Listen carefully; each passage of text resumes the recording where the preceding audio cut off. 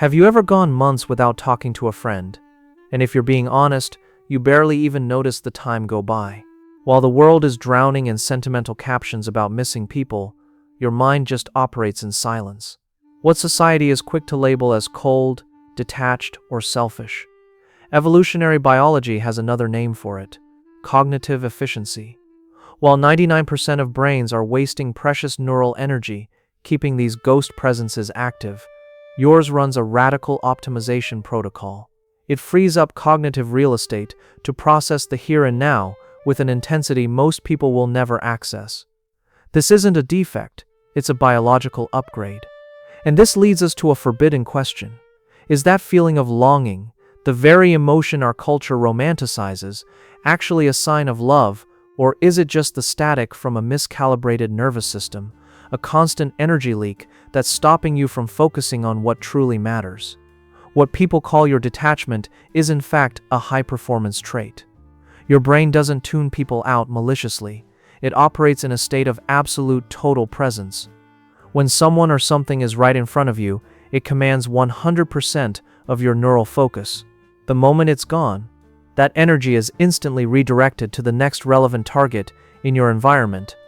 Evolutionary neuroscience has an explanation for this, and it traces back to our most effective ancestors, individuals whose very survival depended not on getting distracted by what was absent, but on mastering what was present. You're not absent, you are radically present, a state that most people, addicted to the noise of the past and future, simply cannot sustain. I'm about to show you the first piece of scientific evidence that validates your rare biology. That guilt eating you alive, it isn't a moral failing, it's a misdiagnosis. Conventional psychology handed you a map to the wrong territory. The psychologist John Piaget, out of the University of Geneva, mapped the standard issue brain when he described object permanence, the basic understanding that something still exists even when you can't see it. This is why a baby melts down when its mother leaves the room, only to light up the second she walks back in. To the baby, she literally vanished and then reappeared. Piaget was describing the herd mind, the mind that needs constant reminders to maintain its connections. He never got to study a brain like yours, one that operates on a much more efficient principle, the economy of selective focus. You don't need to see something to know it's there. Your mind simply files away what isn't an immediate threat or opportunity, freeing up massive cognitive resources for what's right in front of you. This isn't a theory, this is elite-level biology. In 2021, scientists at the Max Planck Institute for Human Cognitive and Brain Sciences in Leipzig made a discovery that shatters the entire idea that missing someone is proof of love. By mapping the brains of elite surgeons during incredibly high-stakes procedures, they observed something that defies our entire social script. Their brains would deliberately shut down the very regions linked to social connection and emotional memory. The mind wasn't distracted by missing a child or replaying an argument. It entered a state of total performance. This neural suppression isn't a glitch. It's a high-performance protocol. And the biological reason your brain does this is the very key that unlocks your true power. Your brain doesn't forget out of a lack of love. It archives those feelings to focus on what matters. It's a survival mechanism for minds that process the world in a resolution that most people can't even imagine. The problem is, you live in a world that idolizes constant emotional noise. And before I give you the final conclusion from the Leipzig researchers, you need to understand the force your biology fights every single day, the tyranny of romanticized longing. The collective hypnosis that has convinced you an efficient brain means a cold heart. The entire cultural architecture around you was designed for a single purpose: to keep you in a state of perpetual need. You hear it in the songs that glorify longing, see it in the movies that define love as dependency, an entire society selling you the idea that you have to miss someone to prove the bond was real. That's not romance, it's mass conditioning. The cult of normal requires you to feel incomplete. Why? Because an individual who feels like they're missing something is the perfect consumer and a controllable citizen. Your brain, however, refuses to participate in this theater, so they call you cold. They accuse you of being distant. The truth is, they can't comprehend your hunter's mindset. When a predator locks onto its prey, it doesn't miss the pack. It's 100% immersed in the mission. Your mind operates with that same primal intensity. What they label a flaw, biology calls peak performance. This is why your presence is so absolute. When you're with someone, your attention is total, a concentrated beam of energy that the average scattered, needy mind rarely experiences. But the moment the interaction ends, your brain doesn't ruminate on the past. It recalibrates and locks onto the next objective. The confusion this causes in other people isn't your fault. It's the sound of a mind conditioned by collective hypnosis crashing into a self-sufficient biology. Now, let's get back to the science and break down exactly how your brain pulls off this biological feat. What you call forgetting is, in neuroscience, an elite strategy for deploying your brain's resources. Your prefrontal cortex, the true command center, simply won't allow the amygdala to waste precious glucose and oxygen on what are called passive emotional memories. While the average brain keeps a noisy, high-cost emotional connection to people who are absent, yours channels 100% of its biological power into the mission at hand. The love doesn't just disappear. It's placed into a state of active adaptive suppression, a kind of low-energy hibernation designed to maximize your cognitive clarity in the present moment. And this perfectly explains what researchers in Leipzig uncovered. Their conclusion was brutally clear. This temporary disconnection wasn't a lack of empathy. It was a biological mechanism that boosted decision-making speed and accuracy by as much as 37%.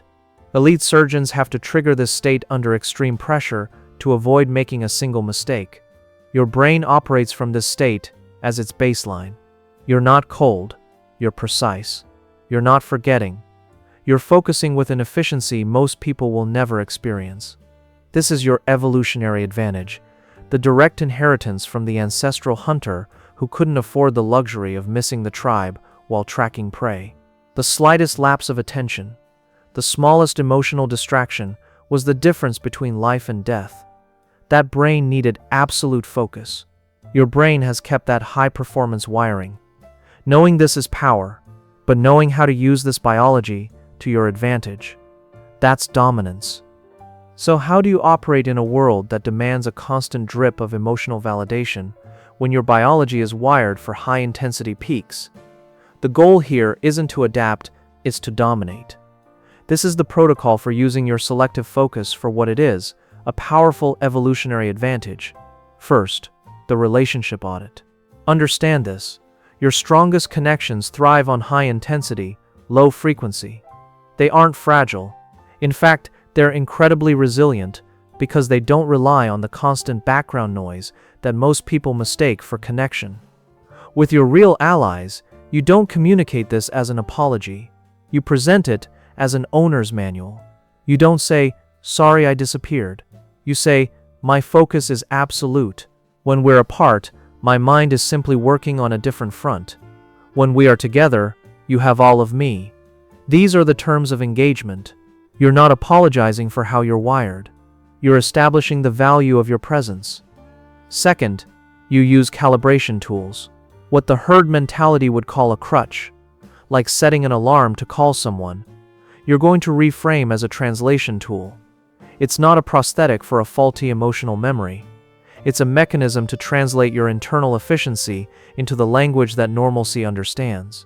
It's a tactical move, not a sign of weakness. This is you, consciously allocating resources to maintain a link that is valuable, even if it doesn't emit the constant background noise the majority expects. You are not compensating for a failure. You're managing the expectations of a world that simply wasn't built for your level of processing.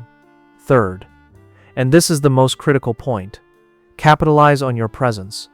In the middle of this collective hypnosis, where the average brain is shattered by notifications and anxiety, your ability to be 100% present is a priceless asset. When you're with someone, your full attention isn't just a courtesy, it's an event. It is your most powerful offering. Make that clear. The value you deliver isn't in constancy, but in depth. While others offer a shallow, continuous stream of attention, you offer a deep and rare immersion. This is the direct result of a mind that doesn't exhaust itself with the echo of absence, and because of that, has all its energy available for the moment of connection. If you've made it to this point, your brain has already proven it operates differently. Most people, addicted to short-term stimuli, would have already swiped away. You stayed because you were decoding your own nature. Now that you understand you're not defective, but biologically focused, answer this in the comments. What was the first time the world accused you of being cold, when in reality, you were simply operating at 100% concentration? If you've made it this far, the truth has already landed. You're not cold or emotionally broken. You are a creature of selective focus, with a biology engineered for depth, not breadth. This isn't a flaw. It's an advantage, an edge that the shallow mind will simply never grasp. If you recognize this architecture in yourself, if you operate in peaks of absolute presence, then you already belong here. That subscribe button isn't a request. It's just you confirming your identity, the act of joining your tribe. And the like isn't for me. It's a signal flare to find the others who need to hear they're not broken. It's a rescue mission for everyone who still feels like they don't fit in. Now that you understand your biology, the next step is to master communicating it. The video on your screen right now is the operating manual for translating your depth to a world that only understands the surface, turning what they mistake for distance into undeniable authority. If this revelation felt powerful, that one will arm you for life. Remember, you never needed to be fixed. You just needed the instruction manual for your own mind. And now, you have it.